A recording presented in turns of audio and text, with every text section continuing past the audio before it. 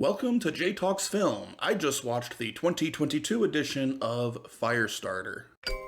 Daddy, What's going on, sweetie? something feels weird. Firestarter 2022 is a completely unnecessary remake that no one wanted.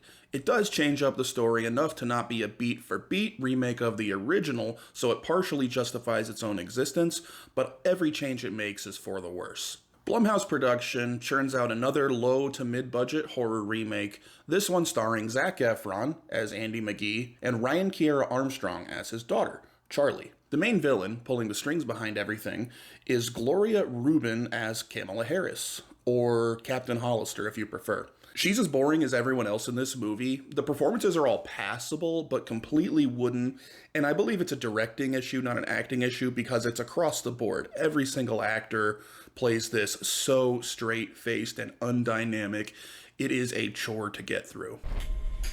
Something's changing. You remember the tools we taught you, right? The story follows a pyrokinetic girl with two telekinetic parents on the run from a government agency looking to kidnap her for their own gain, use her powers for whatever evil machinations they have in mind. The movie moves at an absolute snail's pace. It's never exciting. The first act mostly runs with her pyrokinetic abilities as a metaphor for puberty that doesn't really work and is a little bit too on the nose for me.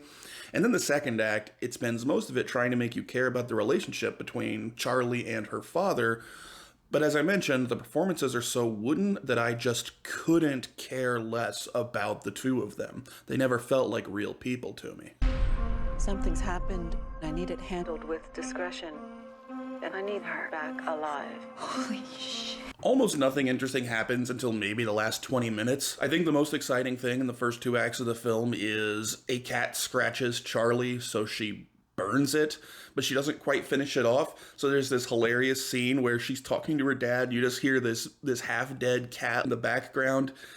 If it wasn't so incompetent and feeling so out of place, it would have been terrible. The way it's implemented in the film, I was laughing out loud, and that's the most entertained I was until the climax. However, I don't have much good to say about the climax either. It starts with Charlie just having a conversation with Kamala Harris, and then she sort of walks down a hall burning some people. And none of it's exciting, none of it's interesting.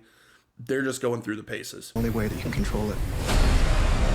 She's becoming a young woman. I'm not going to jail. And someday soon, you're gonna change the world. I honestly can't think of a single reason to recommend the film. It is dull, it's bad, and it's the worst kind of bad. It's not funny bad, other than maybe that cat scene and a few odd lines of dialogue, or this weird ginger bully at the beginning of the film did make me laugh a little bit because it's just one of those so obviously television bullies where no one's ever actually met anyone like that in the real world. But there's not really anything to like. You'll get maybe a couple of light giggles, but you won't be having a blast with how bad it is. It's just slow and boring. Feels kind of good.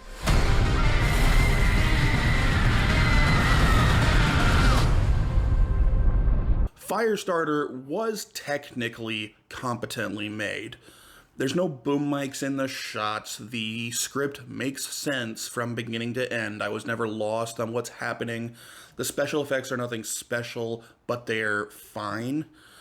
So I don't want to give it too low of a score, because at least when it's over, you do feel like you've actually watched a movie. I've definitely seen worse.